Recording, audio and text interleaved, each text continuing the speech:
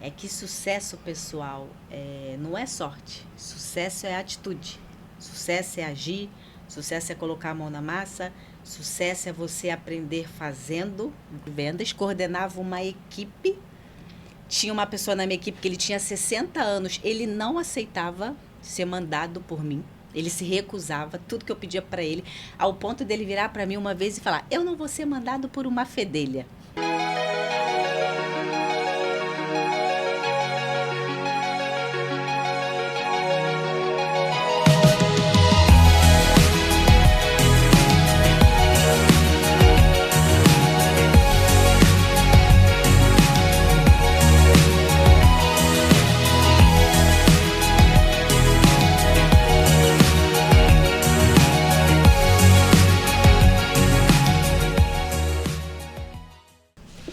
Bom, bem-vindos ao mais um RH Debate. Nós hoje temos um tema bem interessante que é perfil comportamental e protagonismo. A transição da intenção para a ação.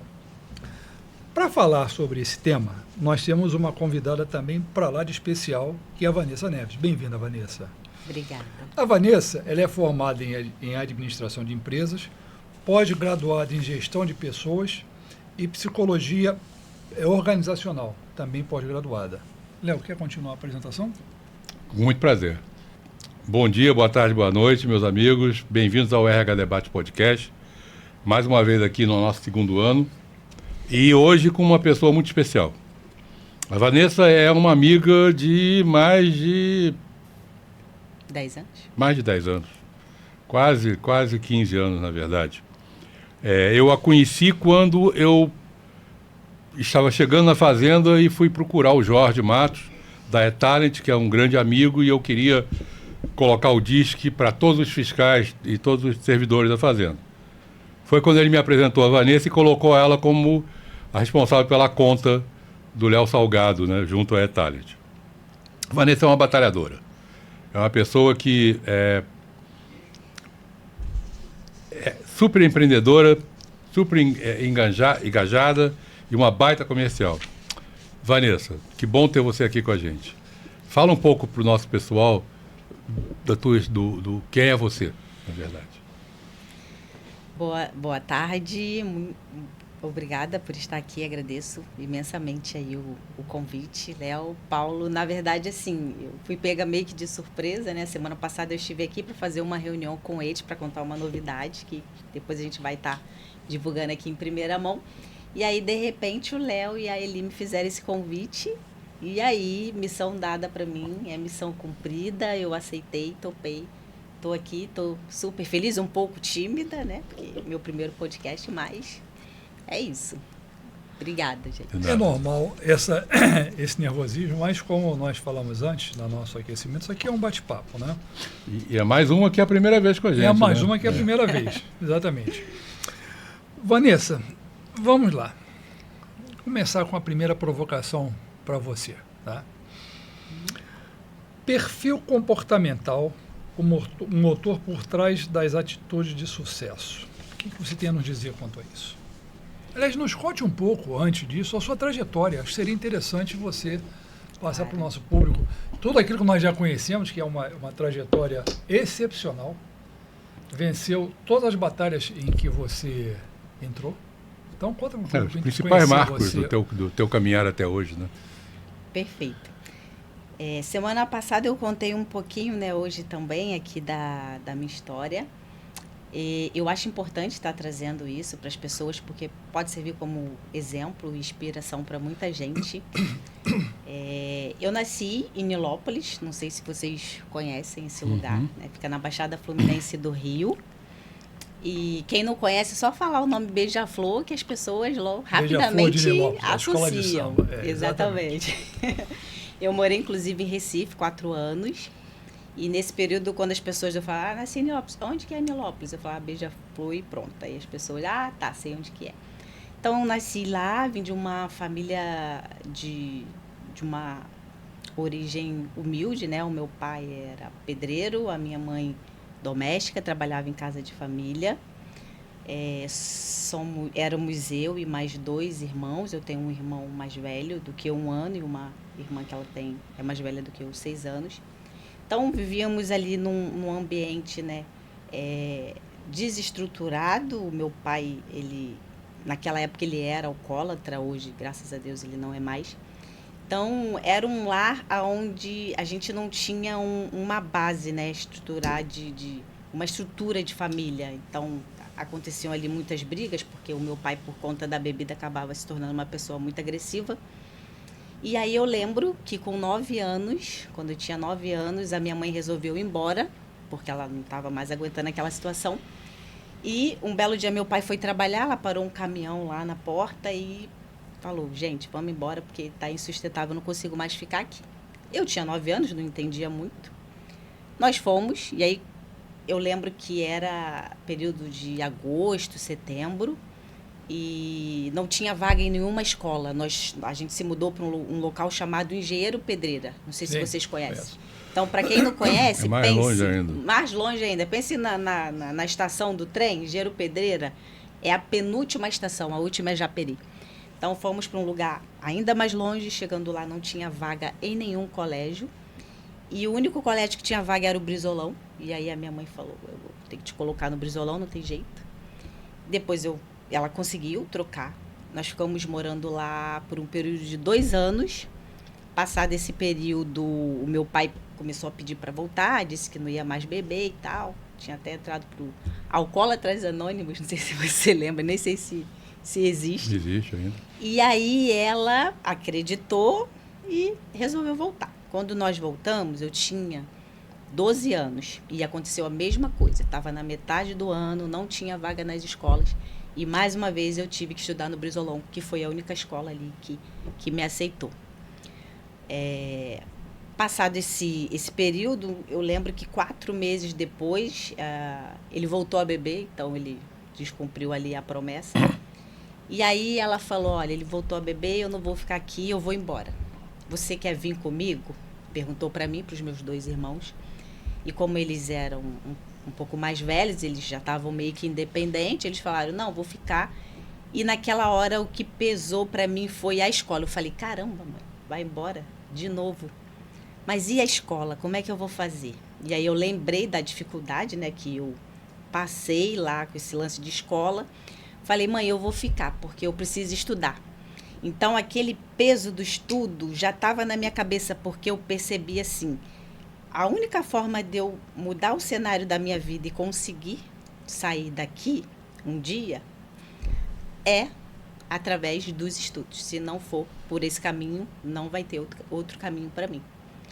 E aí ela foi, deixou a gente e naquela época houve um processo de PDV na Light, pedido de demissão voluntário. Meu pai, ele era pedreiro da Light, ele trabalhava lá há mais de 25 anos. E aí, nesse processo de pedido de demissão, ele assinou, ganhou um bom dinheiro. E quando ele ganhou esse dinheiro, ele perguntou o que eu queria de presente. E aí, eu lembro que na época estava uma febre de Honda Bis. O meu sonho era ter uma Honda Bis, mas as pessoas que tinham eram as que tinham um poder aquisitivo maior. E aí eu falei: caramba, é minha chance, vou pedir para o meu pai uma Honda Bis. Só que naquele mesmo dia, eu estava caminhando na minha rua e eu vi um trailer vendendo. Estava lá a placa de vende-se. Aí eu cheguei em casa e pensei: caramba, mas se eu se eu pedir para o meu pai o trailer com dinheiro que eu vou ganhar vendendo hambúrguer, eu vou poder comprar a Honda Bis e ainda vou ter dinheiro para botar gasolina. Assim, achando que ia ter altos lucros, né? E aí eu falei: pai, eu já sei o que eu quero. Eu quero um trailer. Aí ele: trailer? Eu falei: o moço ali da frente está vendendo. Vamos lá, vou te levar. Aí fomos lá, meu pai falou: tá bom. Aí comprou o trailer. O dono do trailer falou: olha, essa é a loja que você vai lá e vai comprar as coisas, a mercadoria. E meu pai comprou e falou: tá aí seu trailer, agora você se vira, não vou te ajudar em nada não. Então, conclusão, com 12 anos eu estava ali com um trailer, tendo que ir para o centro de Nilópolis, porque eu não morava no centro, morava em Nilópolis, mas um pouco mais afastado, tendo que ir para a loja sozinha, pegar ônibus, comprar mercadoria, negociar, e foi ali que eu comecei a minha primeira experiência com negociação, né? Tendo que voltar com essa mercadoria, vender, separar a parte do dinheiro para comprar de novo, porque tinha que repor, conforme você vai vendendo, você tem que repor, separar lucro, e eu ali com toda aquela responsabilidade, mas metendo as caras. Tudo isso você fez de uma maneira empírica, sem ter uma orientação. Um espírito empreendedor mesmo. Exatamente, com um espírito 100% empreendedor, sem nenhuma orientação, e fui caminhando e tal. Até que chegou um momento que isso começou a atrapalhar os meus estudos, porque eu tinha essa responsabilidade com o trailer, limpar o trailer, comprar mercadoria, vender, e começou a atrapalhar a escola, porque eu comecei a faltar à escola, chegar atrasada na escola. E aí, quando esbarrou novamente na escola, eu falei, caramba, isso não vai dar certo. Eu tenho que focar nos meus estudos. E aí foi quando eu tomei a decisão de vender. Eu falei, pai, eu não quero mais não, eu quero vender. Ele quer vender, tá bom. Foi lá, vendeu, pegou o dinheiro para ele, não me deu nada, claro, foi ele que comprou. E já que você não quer, eu vou vender. A gente vai vender e o dinheiro vai ficar comigo. Tá, tudo bem. E aí a gente vendeu e eu me vi no momento, e agora, o que eu vou fazer? E aí foi quando eu tinha aí os meus 13 anos, sentei, peguei um papel e fiz ali, tracei umas metas de vida. Então, eu fiz literalmente um planejamento. Eu escrevi que eu tinha que prestar o vestibular, que com 18 anos eu tinha que entrar na faculdade, que eu não poderia repetir porque eu iria ter que trabalhar e eu mesma que iria pagar essa faculdade. Eu não poderia, eu não tinha ninguém, literalmente, para contar. E aí eu fui escrevendo tudo, que eu tinha que terminar com 21, que eu tinha que fazer pós-graduação, que eu tinha que fazer curso de inglês. Eu fui traçando as metas e colocando as datas, e eu consegui seguir, tá? A única coisa que eu coloquei lá, quando eu tinha 13 anos, nesse planejamento eu ainda não fiz, foi o meu mestrado.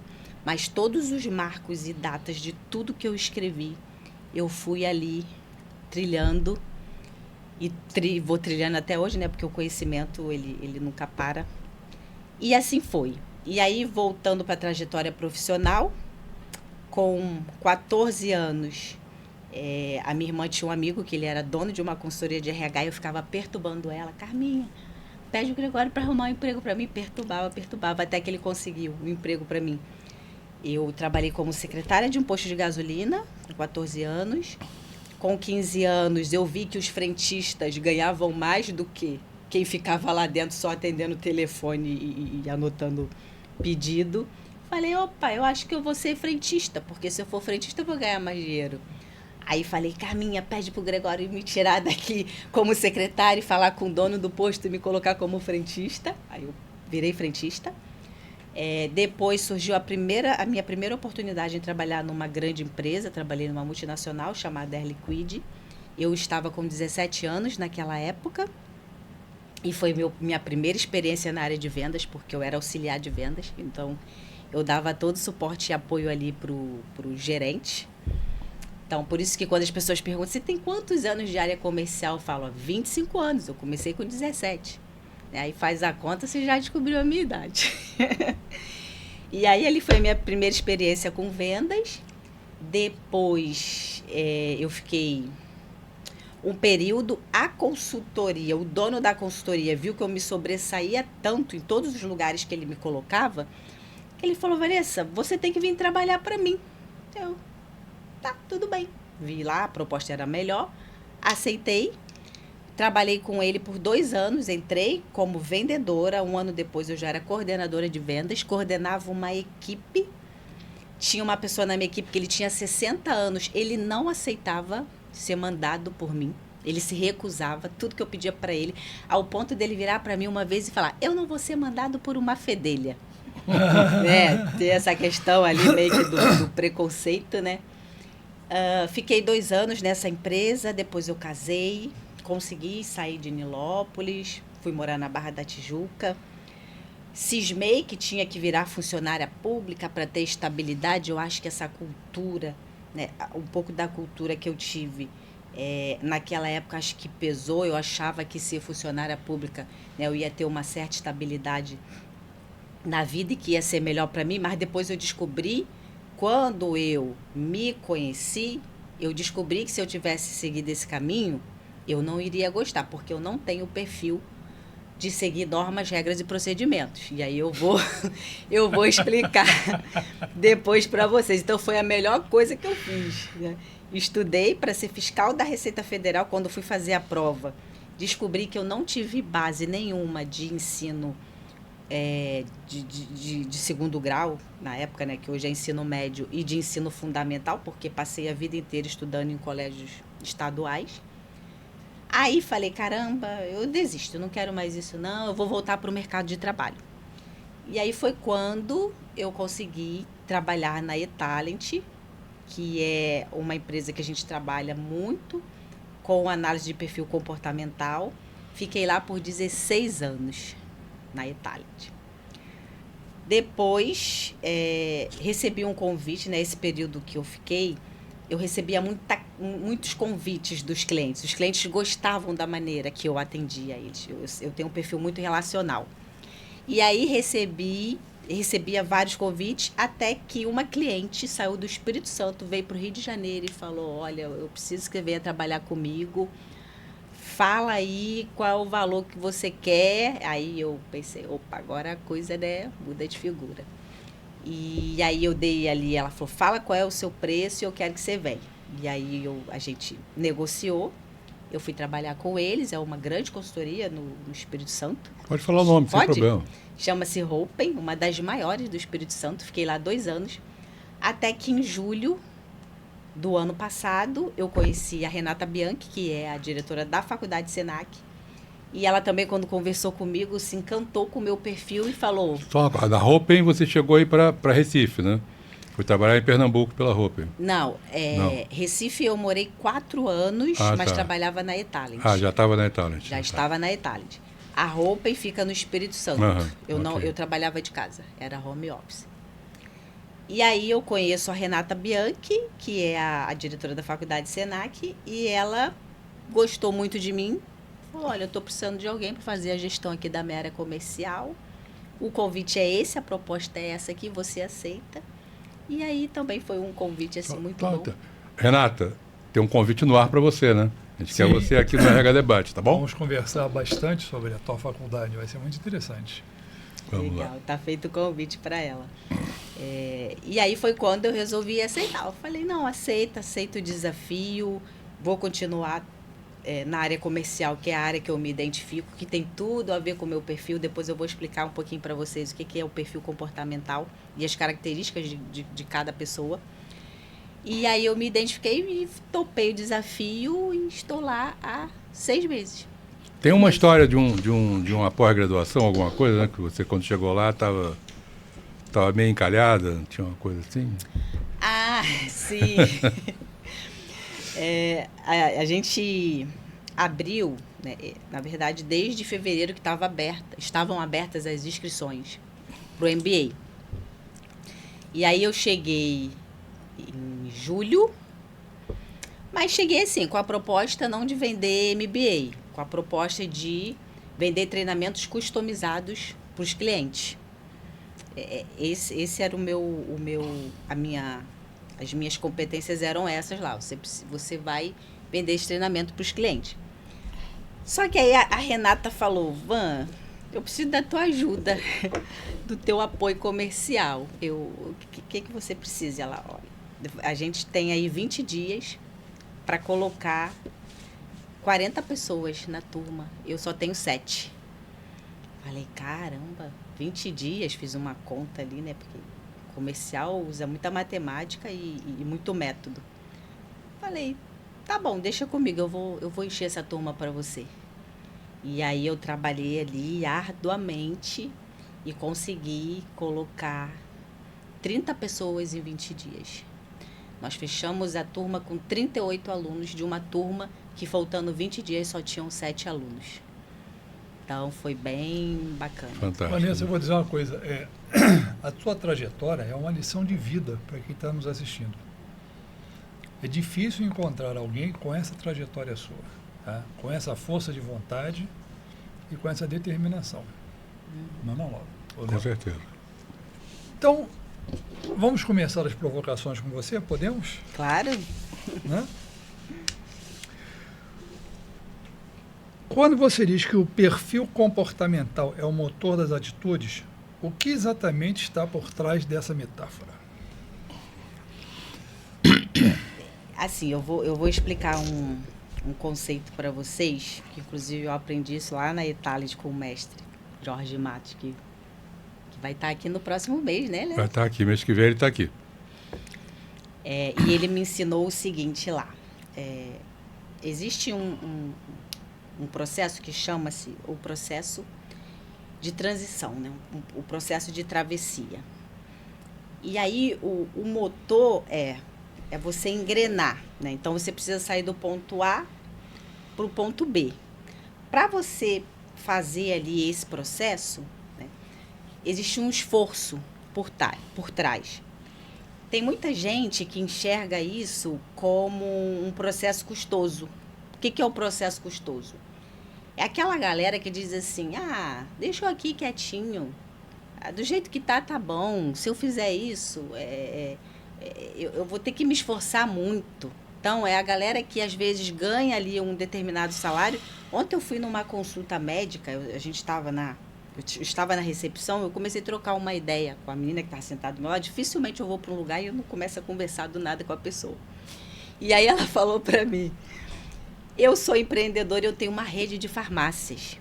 E aí a gente começou, eu falei, que bacana, que legal, eu sou da faculdade Senac, se precisar de treinamento lá, já comecei, né, já querer vender, né, toda oportunidade eu tento fazer uma venda. É a vida do comercial. Não a vida do comercial. E aí ela começou a contar, ela falou, poxa, Vanessa, bacana, eu tenho muita gente lá que trabalha no balcão, que ganha um salário de 4.500 e está satisfeito, não quer crescer, não quer aprender, não tem vontade de virar um supervisor, um gerente. E aí eu falei para ela, não, é verdade. Por quê? A pessoa não quer ter o esforço. Porque sair do ponto A para o ponto B, para quem não quer, para quem acha que daquela forma que está vivendo está bom, para ele está confortável. Quando, na verdade, existe nesse processo de travessia e de transição, o custo que é visto como um baixo custo, que era o meu caso. Então, para mim, eu pensava assim, eu preciso mudar a realidade da minha vida. Se eu não fizer alguma coisa, eu vou morrer na praia, eu vou continuar aqui, eu vou ser o quê? Que futuro que eu vou ter? Então, para mim, não era custoso quando eu tinha que acordar 5 horas da manhã e pegar um trem lotado, um Japeri, que naquela época não tinha ar-condicionado. Vocês lembram? Eu lembro de ouvir falar, mas nunca peguei o Japeri, graças a Deus. Nunca precisou, que bom. Não tinha ar-condicionado e você ia literalmente ali, você não precisava nem segurar em ninguém. Você ia ali como uma lata de sardinha. Né? Quem já teve a experiência que está me ouvindo vai lembrar. E eu pegava, feliz da vida, ia trabalhava aqui no centro, trabalhava na consultoria de RH que eu falei para vocês, debaixo de sol, de chuva, não tinha tempo ruim para mim, saía daqui 5 horas da tarde. Só um parênteses, essa consultoria ainda existe? Não, ela falhou. Porque se ela existisse eu ia pedir para você falar o nome, porque tem que dar na publicidade para quem conseguiu te ver, assim, né? Mas na época chamava-se Vinde Consultoria. Ela foi a consultoria pioneira em colocar frentistas mulheres para trabalhar em posto de gasolina. Vocês lembram na época que tinha um montão de frentista mulher, que elas colocavam umas roupas bem coladas, ficava todo mundo ali? Deu uma febre disso. Lá em Araras ainda é assim, o posto de gasolina de lá ainda são umas meninas lá, meia fortinha, mas bem apertadinha. Não, mas essa consultoria ficava uma fila, Léo, só de paniquete. Porque quem fazia a entrevista era o dono da empresa. E para ele selecionar, a pessoa tinha que ter um corpo lindo. Tanto que quando eu virei frentista do posto, eu era mais magrinha, mais mirradinha.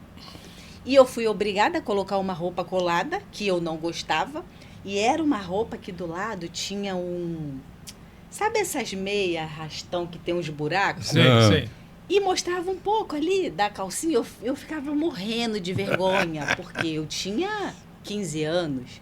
Então, assim, essa consultoria não existe, mas ela foi a pioneira ali Então, eu passei por esse momento ali e eu trabalhava de 8 às 5, porque eu tinha faculdade 6 horas, então saía ali do centro, estudava em Caxias até 10 da noite, saía às 10, chegava em casa meia-noite.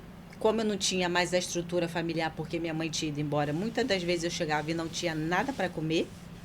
Eu literalmente, por muitas vezes, fui dormir sem jantar, ia dormir 1 hora da manhã, dormia 4 horas por noite, porque eu acordava às 5, para poder depois de novo ir trabalhar.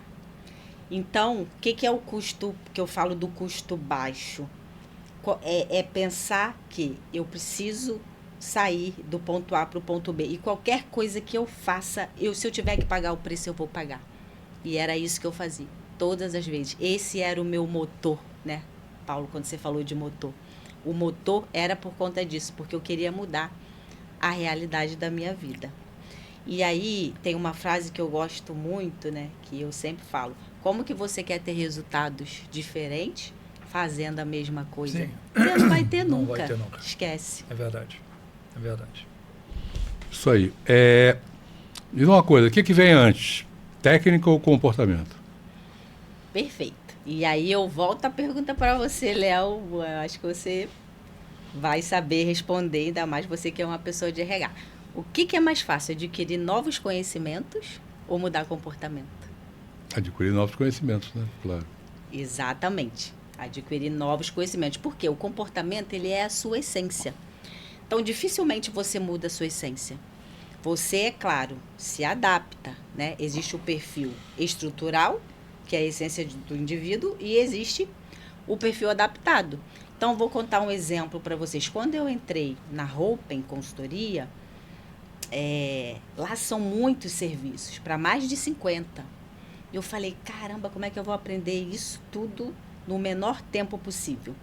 E aí, quando eu entrei, eles falaram, fica calma, Vanessa, aqui tem uma LMS. Tá tudo na LMS. Você vai entrar lá, tem os vídeos, conta a história da empresa, tem o organograma, fala sobre os produtos e serviços, as donas fizeram vários vídeos. Então, fica tranquilo que você vai adquirir o conhecimento que você precisa. Legal, estudei, né? Sempre fui uma pessoa muito dedicada a estudo, então, para mim, foi tranquilo. Tem gente que não gosta de estudar, tem gente que não tem perfil, não tem paciência. E aí, assim, não é que eu tenha paciência, mas a necessidade me levou a ter, porque paciência vem de quem tem uma alta estabilidade, eu vou explicar para vocês, e eu não tenho, a minha estabilidade é baixa, mas a necessidade faz você se transformar. E aí eu estudei aquilo tudo. Só que eu estudei bacana, mas e na hora que você está ali com o cliente? E na hora que você precisa conversar com ele? Então, conhecimento não vai ser o suficiente se você não tiver comportamento. Você precisa ter um comportamento adequado para poder persuadir ele, para poder criar um relacionamento com ele, para poder fazer rapport com ele. Então, por isso que o comportamento ele é fundamental, sim. Até porque, quando a gente fala, né, de sucesso, sucesso está atrelado a resultado, né? Quando você entra numa empresa, por exemplo, eu sou da área comercial. Para eu ter sucesso, eu tenho que entregar resultado para aquela empresa. Sim. Eu fui contratada para isso. É o que as pessoas esperam de mim. Só que o resultado, ele vem quando você tem um conjunto de conhecimentos adequados para aquela função, um comportamento adequado para aquela função e a habilidade. O que é habilidade? É o grau de destreza, de maestria. Quanto mais você faz, mais habilidoso você se torna. Por exemplo, gente, esse é meu primeiro podcast. Eu estou meio enrolada às vezes. Agora, né? Estava. Eu tô começando a me soltar. E aí, assim, eu entendo que quanto mais eu fizer, mais habilidosa eu vou me tornar. Ao ponto de não precisar de papel, de cola, de não precisar olhar para nada. Então, a habilidade é isso, ela vem com o tempo. Quando você começa a dirigir, no começo você pensa, vou passar a primeira, a segunda, depois você nem lembra. Depois vai no automático. Uma coisa que eu digo, quer dizer, é o grande erro das empresas, né? A maioria delas, você contrata por técnica e demite por comportamento. Técnica se ensina. Se ensina. Comportamento não. Se você contratasse por comportamento, o turnover ia ser bem menor. Com certeza. Com certeza. E eu vou trazer, inclusive, alguns exemplos sobre isso. E aí, assim, voltando, quando você tem um conjunto de conhecimentos, comportamentos e habilidades, automaticamente você tem atitude. Atitude, a gente pode ter, vou dar 3 exemplos, tá, de atitude. Você pode ter uma atitude de baixa performance, que a gente chama do enrolão, é o cara que só enrola ali. De média, né, que é o cara que a gente diz, tá na média. Outros falam, é medíocre. E aquele que supera ou atende às expectativas. Esse é o cara que tem atitude de alta performance. Então, normalmente, quando as pessoas têm ali fora o conhecimento, mas também comportamento e habilidade, ela tem atitude de alta performance, o que faz com que automaticamente ela gere resultado para as empresas. Se você tivesse que explicar o perfil comportamental para alguém que nunca ouviu falar esse termo, em 30 segundos, como você explicaria? 30 segundos, adoro. Pode ser mais tempo, não tem problema. 30 segundos pode ser mais tempo. Desafio, né? Pode ser mais tempo. Perfeito, é um desafio, mas vamos lá. O perfil comportamental é a essência da pessoa, tá? É o natural. Né? É como ela reage quando ela está sob pressão. Então, quando ela está sob pressão, como eu estou aqui agora, né, um pouco, como que eu reajo? Você vê que tá leve a pressão. Uma leve. Como eu sou comunicativa, eu tenho uma influência alta, eu vou explicar para vocês o que é a influência. Então, para mim, assim, por mais que eu esteja nervosa, a coisa consegue fluir, tá?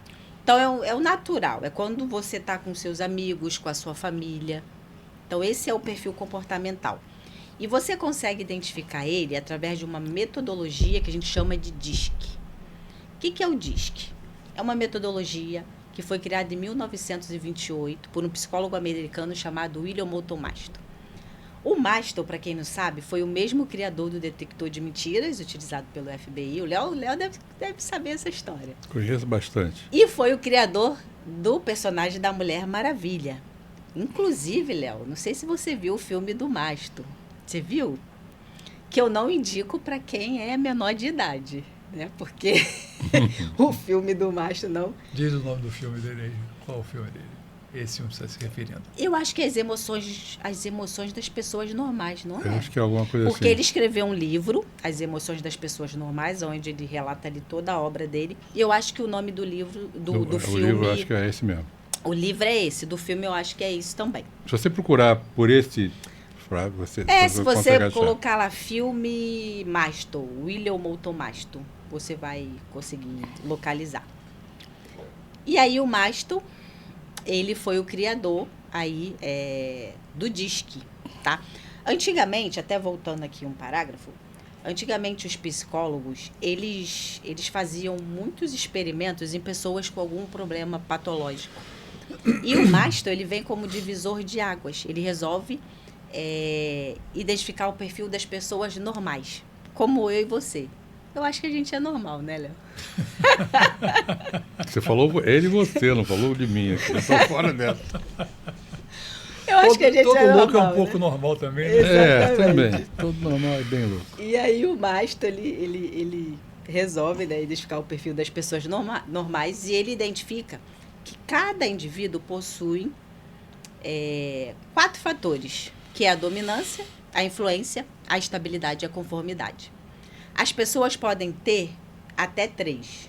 4, ela está meio que surtando, porque você não pode ser tudo ao mesmo tempo. E aí, dando um pouco das características comportamentais desses fatores. Então, por exemplo, o dominante, ele é assertivo, direto, voltado para resultados. O influente, ele é persuasivo, gregário, voltado para pessoas. O influente. Quem tem uma estabilidade alta, e quando eu digo alta, eu estou dizendo o seguinte, tem um gráfico, e nesse gráfico vai dar o seu percentual. Acima de 50 é considerado como alto, tá? Então, quem tem a estabilidade alta já é o oposto da influência. Enquanto o influente é totalmente expansivo e gregário, quem tem a estabilidade são pessoas mais tímidas, mais reservadas. A tomada de decisão é um pouco mais lenta, porque ela pondera, ela não gosta de correr riscos. São pessoas extremamente pacientes e organizadas. E a conformidade já são os perfeccionistas, os detalhistas e os minuciosos, né? Que não é o meu caso, mas eu tive que me adaptar em alguns momentos. Então, essa é a metodologia DISC.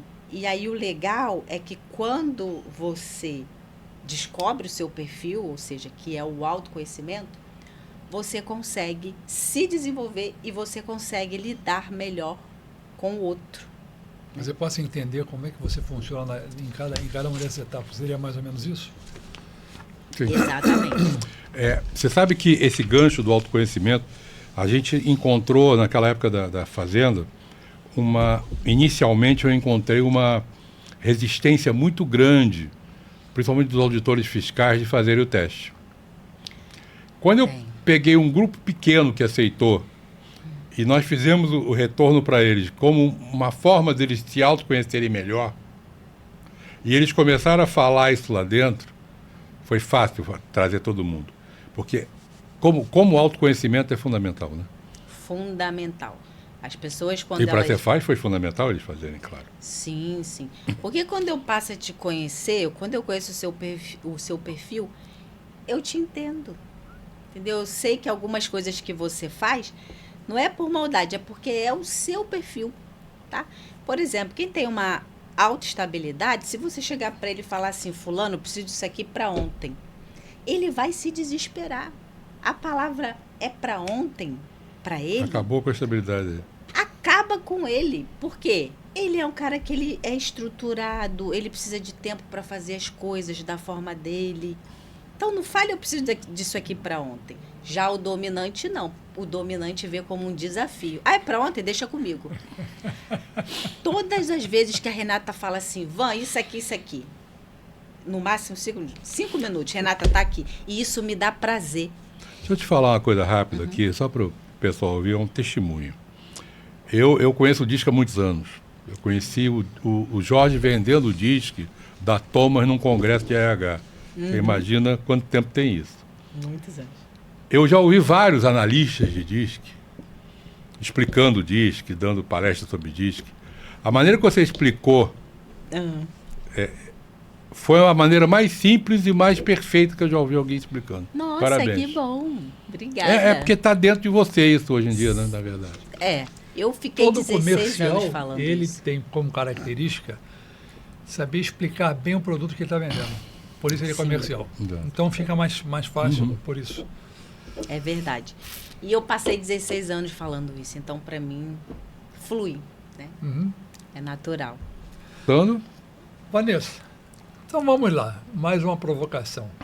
Existe mesmo um perfil ideal para sucesso ou o problema está em tentar encaixar as pessoas em modelos que não são delas? O problema está em encaixar as pessoas em modelos que não são delas, com certeza. Porque assim, não existe perfil errado. Existe a pessoa certa no lugar errado.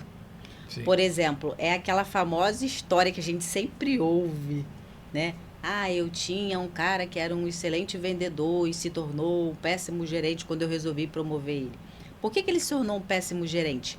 Porque ele não tem as competências necessárias para ser um gerente.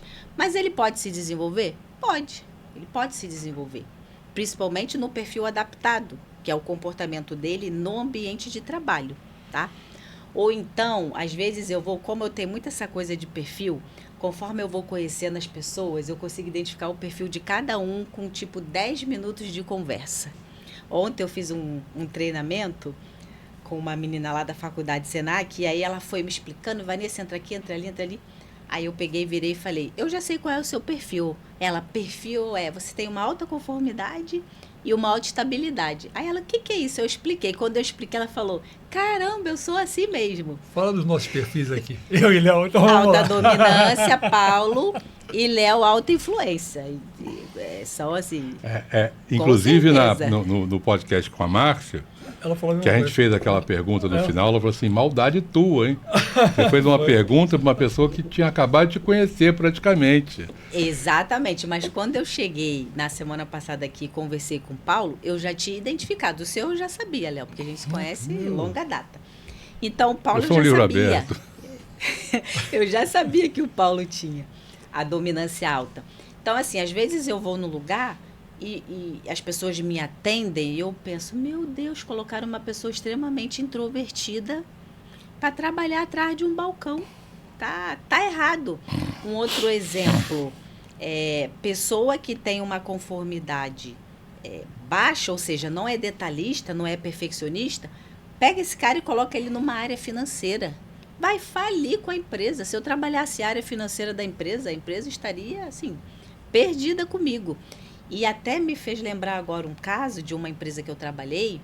A gente tinha lá uma gerente, que era da área de recursos humanos, perfil, influência e estabilidade. Até aí tá ok para a área de RH. E tínhamos o gerente financeiro, perfil de estabilidade e conformidade. Os dois adequados ali para as funções que eles exerciam. Até que, de repente, a empresa resolve demitir esse gerente financeiro, pega a gerente de RH e fala assim, agora você vai ser promovida, você vai virar gerente de gente e gestão. Gerente de gente e gestão, ou seja, tiraram ela do RH e falaram, agora você vai lidar com números e com pessoas. Você vai ter que lidar aqui com os cálculos, com todas as planilhas, fazer todos os controles de impostos e com pessoas. O que aconteceu? Teve um imposto lá que a empresa tinha que pagar. Ela esqueceu completamente, não pagou o imposto. A empresa levou uma multa gigantesca. E o que aconteceu com ela? Foi demitida. Então, assim, era a pessoa certa, trabalhava no lugar certo, mas foi colocada para trabalhar no lugar errado. Aí é difícil. Tem uma história que você não conhece também. Uma certa vez eu fui contratado para fazer uma consultoria numa ONG, um terceiro setor, que eu não vou citar o nome, porque tinha chegado um presidente novo, que era brasileiro aqui no Brasil, que era ela no Brasil, e estava querendo uma consultoria que trabalhasse com perfis.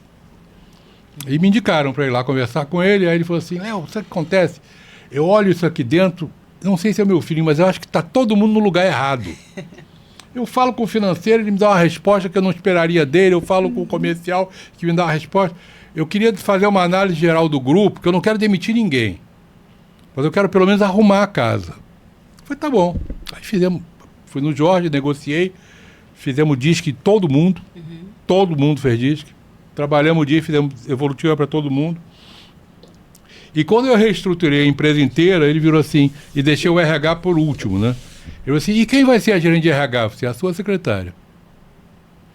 Como? Você vai me quebrar as pernas? Falei, não, eu sou a secretária. E ele concordou. E de vez em quando eu gosto de pesquisar, né? Ela hoje é Head Global de RH. Caramba, que da bacana. ONG. Tá vendo? Ela era a pessoa perfeita para aquele lugar. E que bom que você estava lá e conseguiu identificar. Porque senão ela estaria para vocês até entenderem hoje. como é importante isso, né? Teve um entrevistado nosso que falou que as escolas deveriam entender que no terceiro grau, né, no final do ensino médio, deveriam submeter seus alunos a um DISC para poder ajudá-los na escolha do vestibular que eles iam fazer. Porque muita gente faz o vestibular porque papai porque o tio, porque a família. Alguém falou e dá mais dinheiro, fazia aqui. Medicina é legal porque medicina dá dinheiro. O cara não tem a mínima noção do que vai encarar. Então, é interessantíssimo. Exatamente. Isso, né? Exatamente. Aí, por isso, vem mais uma pergunta que é instigativa. O perfil influencia mais a decisão ou a execução? Eu acredito que os dois, né? Porque tem gente que trava ali na decisão e tem outras pessoas que não sustentam a execução. Né? Então, eu vou dar um exemplo de tomada de decisão de acordo com cada perfil, tá? Por exemplo, o alto D, né, que é a dominância, que a gente já aprendeu, ele toma a decisão da seguinte forma. Todas as vezes que eu ia negociar com o alto D, eu apresentava resultado. Então, se ele via que aquilo ia trazer resultado para ele, trouxe o resultado. E se ele gostou, ele decide. Então, ele não travava. Ele ia lá, Vanessa, gostei, é isso que eu quero, é o resultado que eu espero. Está decidido. Quem tem uma autoinfluência? As pessoas que têm autoinfluência, Para tomar uma decisão, você tem que criar ali um rapport, um relacionamento. Então, normalmente, quando eu negocio com alto I de influência, eu chamo ele para tomar um café, eu chamo ele para almoçar. Oi, fulano, tudo bem? Vamos tomar um café, vamos almoçar. Então, eu me aproximo dele, eu crio proximidade, eu crio relacionamento com ele. Ao ponto dele falar, caramba, a Vanessa é tão maneira, ela tá tão próxima, ela conhece tanto a minha dor, eu vou fechar com ela. Agora, quem tem uma estabilidade alta, esse já precisa se sentir mais seguro. Você precisa passar segurança para ele, você não pode colocar pressão nele. E aí, vai fechar ou não vai? Não é assim que funciona com esse perfil. Você precisa dar apoio. Oi, fulano, tudo bem? Você precisa de algum apoio? Se você está precisando de alguma informação, tudo que eu falei está dentro da sua expectativa. Então, quem tem estabilidade alta demanda um pouco mais de tempo para decidir, mas quando decide é fiel a você. E o alto C, que é a conformidade, esse é fácil, porque esse precisa de dados e fatos. Então, ele precisa entender que aquilo que ele precisa vai atender a necessidade dele. E qualidade, porque ele preza muito. Então, vou dar um exemplo de um cliente que eu fui uma vez, a Baterias Moura, né? Todo mundo conhece. Baterias Moura eu fiquei atendendo por cerca de mais de 10 anos, na época que eu estava na Itália. Quando eu fui visitá-los a primeira vez, quando eu cheguei lá, eu fui recebida pelo gerente de RH e aí ele falou, olha, Vanessa, eu já uso um concorrente seu aqui há mais de 10 anos. E para eu trocar, você tem que me provar que o seu é muito melhor que o dele, porque eu não sou de trocar fornecedor. Eu falei, tá bem, quem é? Aí ele falou o nome, ok. Deixa comigo, eu vou fazer o meu dever de casa e eu volto aqui para a gente conversar e eu mostrar para você todos os benefícios diferenciais da minha ferramenta para o sistema desse concorrente aí. E aí eu fiz toda a pesquisa sobre o concorrente, montei uma apresentação para ele ali em PPT, mostrando os diferenciais de um e de outro. Pedi a reunião. Quando eu fui na próxima reunião, eu falei, ó, tá aqui. A Itália te entrega isso por esse preço. O fornecedor atual que você está utilizando entrega isso e custa isso. E aí? Quando ele olhou e falou, tá fechado, vou fechar contigo agora. E eu fiquei atendendo a Baterias Moura por mais de 10 anos. Tempo que eu fiquei praticamente na Itália, logo que eu fechei. E eles ficaram, o tipo do perfil do Alto C também, ele fideliza. Então, quando ele gosta, para ele trocar só se aparecer um outro e provar para ele que aquele que apareceu é melhor, porque senão ele fica com você. Então, quando a gente fala de tomada de decisão, pensando em cada um dos perfis, é assim que eles costumam agir. Alto C que você falou, né? Alto C. Tem o Alto C que é mais complicado, tem o Alto Corrupto. Esse é complicado, porque esse aí troca pela melhor gorjeta, melhor propina que o fornecedor dá para ele.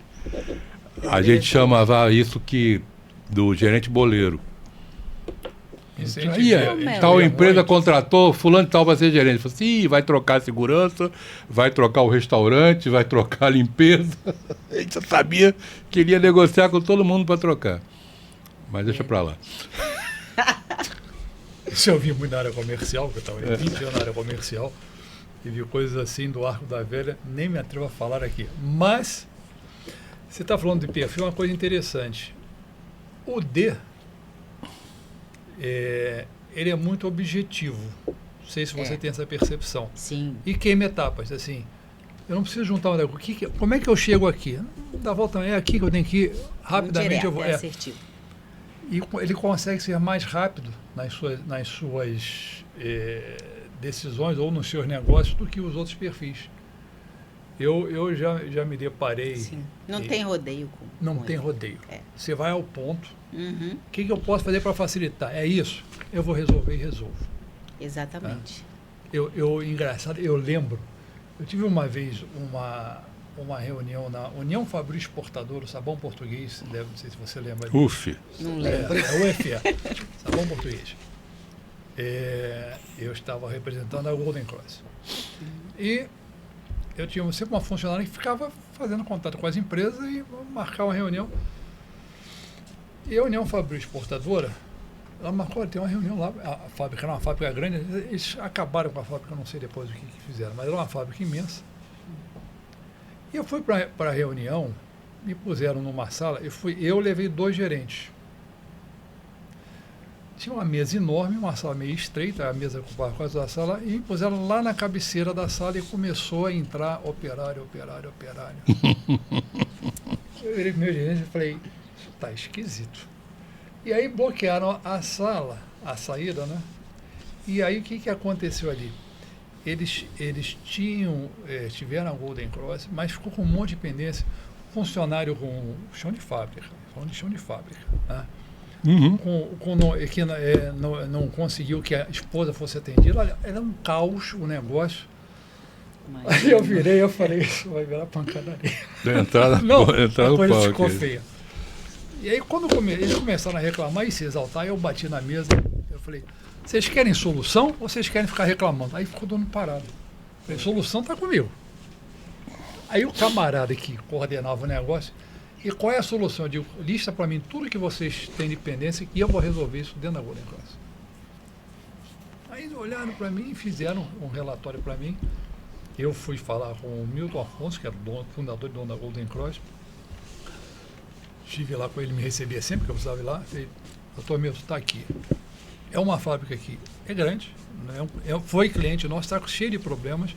Eu acho que valeria a pena a gente rever tudo isso. O Milton autorizou e a gente refez o contrato com eles. Mas na hora, eu falei, isso não vai ficar legal. O cara vai comer. Mas aquele negócio assim, como eu nunca recuo, eu sempre avanço, eu digo, eu não posso recuar. Não, mas naquela situação. Porque aí quando eles veem a autoridade, opa, peraí, a coisa não vai ser tão fácil para nós. E acabou resolvendo assim. E é bem interessante, porque talvez um outro conciliador fosse entrar na conversa e não ia chegar a lugar nenhum. Não ia chegar a lugar nenhum. Porque tem hora que você tem que bater na mesa assim, você quer o quê? Você quer objetivo? E resolve por aí. Para os dominantes isso é fácil. Agora, para os que têm estabilidade, aí é mais difícil. Essa é uma pergunta. Você pega fracasso e sucesso. Você tem perfis que são mais... como é que eu vou te dizer?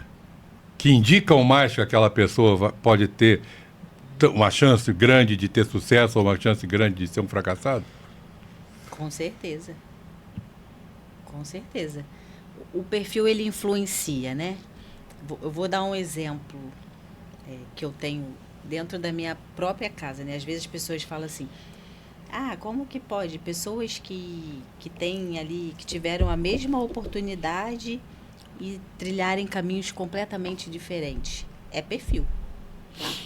Meu exemplo, eu falei para vocês que quando eu saí de Nilópolis e fui morar em Gero Pedreira, eu tive que estudar no Brizolão, ok?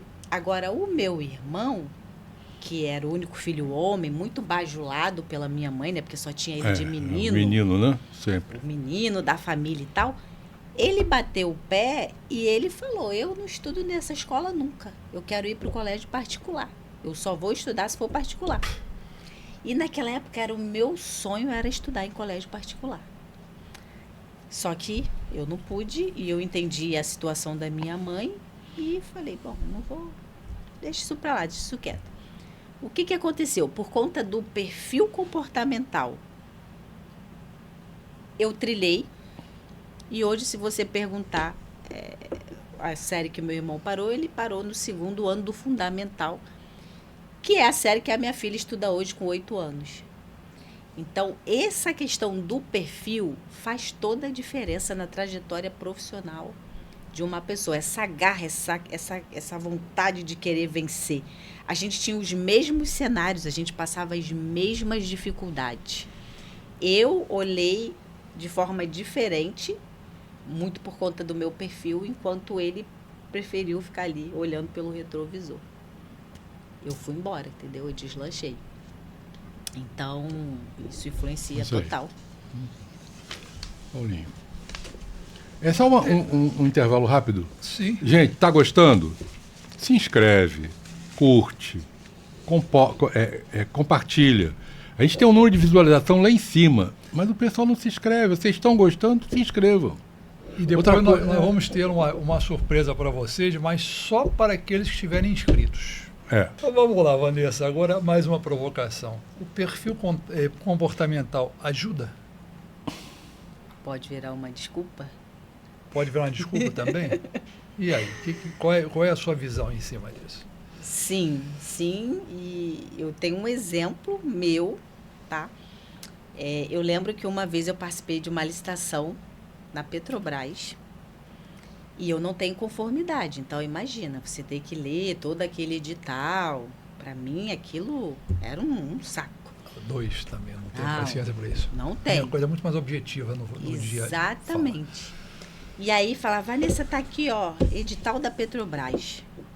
Eu, desatenta, precisava agora, né, depois que eu descobri qual era o meu perfil, eu tenho total entendimento de que naquele momento eu precisava trazer alguém que complementasse o meu perfil, né, porque existe o perfil que te complementa, que são as pessoas que não têm o que você tem, e tem os perfis que te alavancam, que são aqueles que têm o mesmo perfil que você. Eu quis fazer a coisa sozinha, li lá do meu jeito, participamos do edital, conclusão, perdi. E por que eu perdi? Porque eu não me atentei que tinha uma cláusula ali que dizia que a gente tinha que enviar uns termos dizendo que a gente não fazia trabalho escravo. Olha que besteira. Era só isso. É óbvio, né? Ô, escravo, escreve aí que você não faz trabalho escravo e assina. Exatamente. Petrobras. Então, assim, o que eu fiz? Usei isso como desculpa. Sabe o que eu falei? Aí foi lá, Vanessa, a gente perdeu o edital. E lá eles diziam o motivo. Não enviou o documento assim assado. Vanessa, foi por causa disso que a gente perdeu. Eu falei, gente, também eu não tenho conformidade alta. O que vocês querem? Entendeu? Eu usei como desculpa para literalmente me safar daquela situação. Mas consegui reverter, tá? Com a minha influência, como eu já tinha feito um relacionamento ali com o demandante daquele edital, né, que era o diretor de RH, eu liguei para ele e falei, fulano, eu vou ser demitida por conta desse erro, me ajuda. Eu li que tem como você impugnar, você pode impugnar isso aí e abrir de novo. E aí ele falou, Vanessa, eu só vou fazer porque é para você. Ele foi lá, impugnou, abriu o processo de novo, aí eu chamei alguém que tinha conformidade alta, falando, vem cá, agora me ajuda pra gente seguir aqui. Lê essa coisa aí. E a gente ganhou, tá? E depois a gente conseguiu entrar.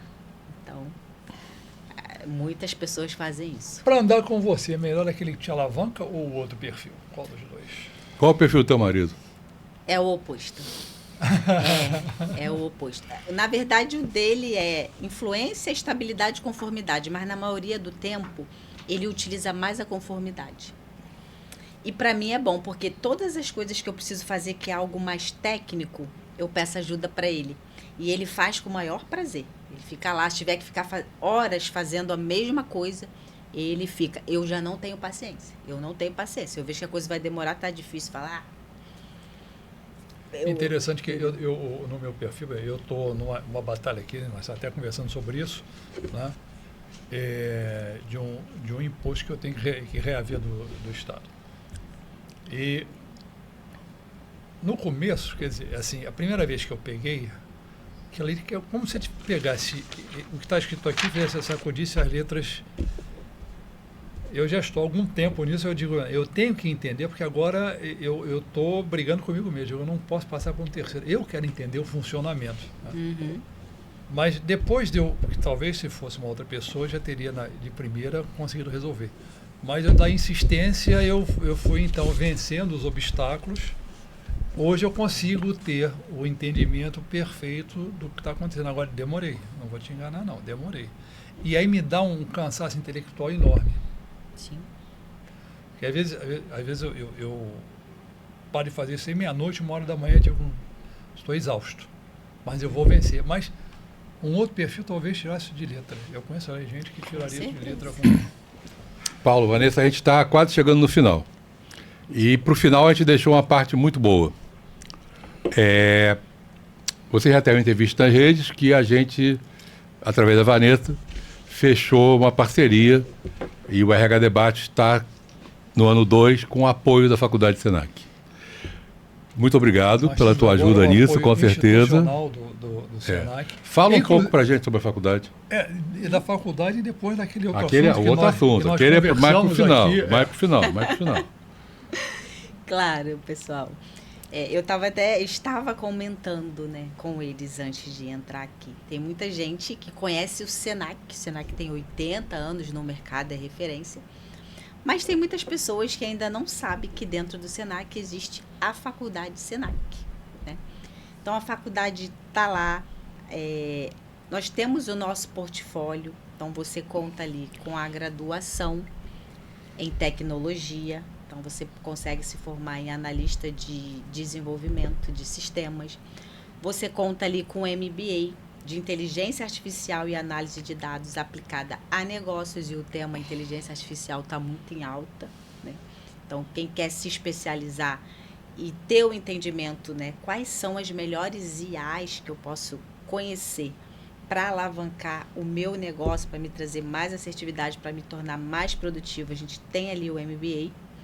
A gente conta com os cursos, os diversos cursos que o próprio Senac tem, que você consegue fazer tanto presencial quanto em EAD. E os treinamentos customizados, né? Que é aquilo que eu falei no início. A gente vai nas empresas, entende a dor ali do cliente, entende os desafios e monta ali todo um projeto customizado para atender especificamente as necessidades desse cliente. Maravilha. Você, a partir de hoje, você está no grupo Estrelas, que eu falo, né?